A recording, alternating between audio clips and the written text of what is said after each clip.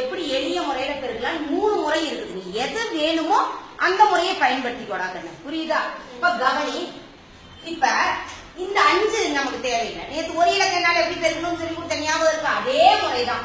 3 2 என்ன 4 2 அடுத்தது எதால பெருக்கிக்கணும்? 5ஆல 3 5 15 எங்க போடணும்? இங்க போடணும். புரியுதா கண்ணு? அடுத்தது 4 5 20. இது எப்படி போடுறதுன்ற ஒரு குழப்பம் வரும். நல்லா கவனி. இந்த மூளை விட்ட மாதிரி வருது. எப்படி இந்த டயகனலுக்கு நேரா வரணும். வந்துருச்சுன்னா கரெக்டா வரும்.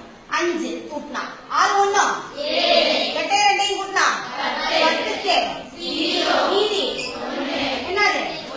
ரைட்டா? அதே மாதிரி இன்னொரு முறையிலையும் பெருக்கலாம். இப்ப கவனிட இதுல நல்லா கவனிடாக்கன்னு முதல் இங்க இருக்கக்கூடிய 1ஆம் ஸ்தானமும் 1ஆம் ஸ்தானமும் 3 5 15க்கு மீதி அடுத்தது 10ஆம் ஸ்தானமும் 10ஆம் ஸ்தானமும் 4 2 8 ரைட்டாடா? இப்ப நல்லா கவனி. உள்ள இருக்கக்கூடிய 2 எண்ணையும் இருக்கிற 3 2 4 5 26 26 1 27க்கு மிச்சம் 8 2 10. கரெக்டாடா கண்ணு? 2 விடையும் கரெக்டா இருக்கா? அதே மாதிரிதான் அடுத்தது இன்னொரு முறையிலையும் பெருக்கலாம். நீங்க 2 இலக்கம் வந்திருக்குதா? அப்ப இப்படி கட்ட போட்டுக்கிறேன்னா இல்ல ஒரு சின்ன ஒரு காரியம் செய். இது பாருங்க, மூளை விட்ட ஒண்ணு லேசா வரைஞ்சு போடாங்க.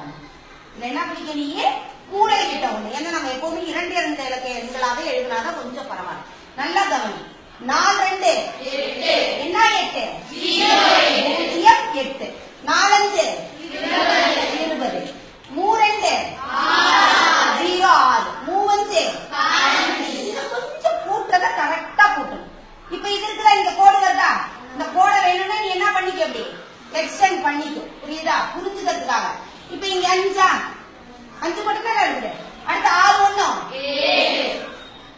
அடுத்தது 8 2 10க்கு மிச்சம் 1 பூஜ்ஜியத்தையும் கூட்டினா வந்துருச்சாடா ஆன்சர். சோ உனக்கு என்ன முறை வேணுமோ அந்த முறையை நீ பயன்படுத்திக்கொள்ளாங்க.